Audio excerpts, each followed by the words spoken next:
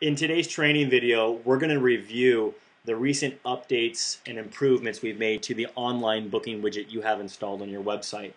In today's training, I'm going to focus on two different scenarios. I'm going to first focus on the administration side, so how you can effectively make those changes and have those post to your website in real time. And then once I show you how to make those changes, I'm going to show you what the new experience looks like from a pet owner perspective.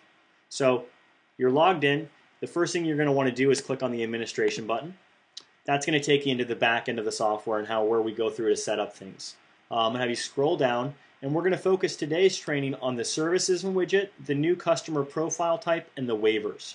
So starting with services and widget, this is going to determine what services show up and what services you allow pet owners to book directly through your website. So if you don't want any grooming appointments to be booked on there, just make sure you don't collect those grooming appointments. We can say daycare and boarding, as well as our 3 different types of training activities. I can save that. That automatically will post and reflect directly on the widget I have installed on my website. The second thing we're going to want to be able to do is we're going to want to be able to go back here, and we're going to want to make some changes to what waivers are uploaded and attached to that new customer booking flow. So we click on the waivers. It allows us to upload 2 types of documents. The first is a liability waiver form. This can be in a Word or a PDF format. And the purpose of uploading these 2 types of waivers is because with the new process, we do allow your pet parents who are new customers to go through a process and provide a digital signature on these documents. That digital signature is attached to the physical document, and that physical document is then attached directly to that pet's health record. And we obviously give you the 2 options, a liability waiver form and a vet release form. They do not have to be called nor be a liability waiver form or vet release form. Those are just about those are the most common types of forms that we do see uploaded and attached for signature. Once you upload those directly from your desktop, you hit the save button, and that automatically will upload in real time to the widget on your website as well. And then the third administration is coming in here and selecting the kind of profile type you want your customers to go through. We have everything from a simple profile, which asks you only 3 questions, all the way to a complete, which takes you through a full 9-step process. And so let me talk to you really quickly about those 9 steps. So somebody goes to the website. The first thing they're going to do is put in their owner's information, the pet's name, breed, gender. And once they've created those basics, then you can take them through the new working flow. So they'll actually create a username and password so they can access their pet health record at a later time. It'll ask them for additional owner information, so phone numbers, how they were referred to your business, who their vet is, and any emergency contacts they might have. We can prompt them for feeding instructions. We can prompt them for medical information, so allergies, disabilities, injuries, or medications. You can have them fill out a social profile, so asking questions about how they got the dog and how long they've had the pet, and things that make that pet unfriendly, or if the dog has ever bitten anyone, circumstances, and a lot of the basic intake form questions you might already ask. Then you have the ability for them to actually upload a physical copy of their vaccination records. If they don't have a copy, they can always skip this step or any of the other steps prior to this. None of them are mandatory.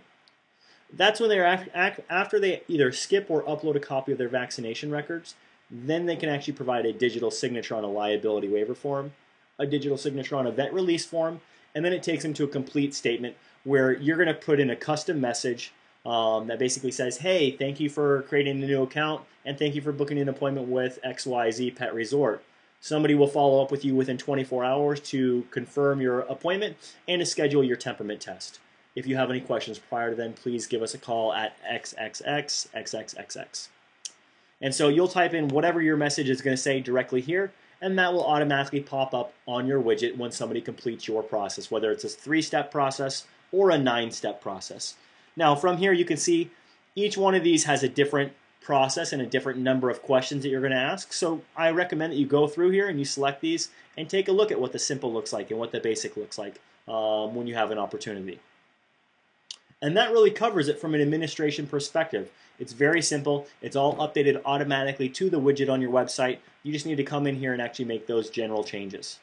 So now what we're going to do is we're going to jump over to the pet owner experience. And so we're going to start off on 5 Points Pet Resort. This is one of our current customers. And they have created a reservations paw here. So when I click on that, it automatically directs me to a new page within their website. And I can see here, I have same logo, same brand feeling, and they've embedded the widget directly into their website. It asks for the email address right here. Now, a lot of times people are going to put additional content up here to introduce, to say, hey, this is what you should be doing here. If you're a current customer or a new customer, put in your email address. The software will recognize you one way or another. And so I could put in richardnixon@gmail.com. If it recognizes me, it would automatically populate my dog's information. Richard Nixon is obviously a new customer to the 5 Point Pet Resort, and so it redirected me automatically to this new customer workflow. And in this process, I'm going to go through, I'm going to type in my name, I'm going to put in my phone number, my address, city, state, and zip. Then I can come in here and I can add my dog's name. Let's say he's neutered, and let's say he's a Frenchie. As I start typing, you're going to see a breed list populate. They can select that, and it'll automatically put a stock photo of that specific breed. And I click the Add Pet, and it shows me Rambo down here. I can also add a second dog, let's say Duke, and let's say he's an English Bulldog. I hit Add Pet, and now it shows me both my dogs right here. I now have the ability to come up here under the category and say, hey, I want to book a daycare appointment. Of the daycare services that are available, I want to book the daycare, not the daycare and train. If you, as a business owner, added a service description, that would show up here as well. I can click on that. None has been added for this specific service.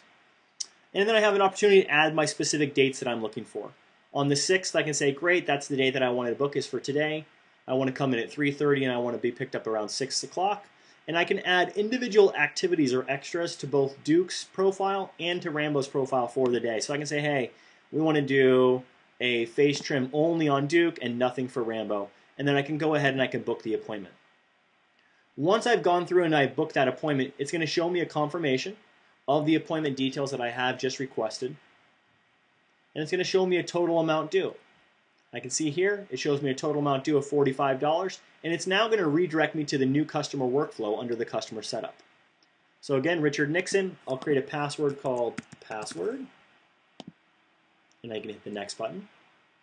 I can go ahead and I can populate this information so I can actually select from the drop-down list how I heard about the business. I can select who my local vet is. I can add any emergency contacts, or I can just skip all the other information. I can hit the next button. I have the option to add my feeding instructions, or I can hit the next button. I have the option to enter in all my health profile information, or the next button. I can answer the social profile information, and again, this form is pretty good size. Or again, none of it's required, so they can hit the next button. Then here they can come in here and they can actually upload or attach a physical copy of the vaccination records. And then they would be taken here to the liability waiver form. This would have the content on there if you had actually uploaded a copy of your waiver form. They would hit they agree and they'd hit the next button. They could agree to your vet release form and hit the next button. And then it's going to pop up and give them their basic 2 different pop-ups, right? They get their social sharing thing, so we ask them to share on Facebook or Twitter so that it actually points back to your guys' website. Or they can also see this custom message that you might create here that basically says, thanks for creating a record. Please go ahead and expect an email or a call from somebody within 24 hours to confirm your message. And that is the training for today.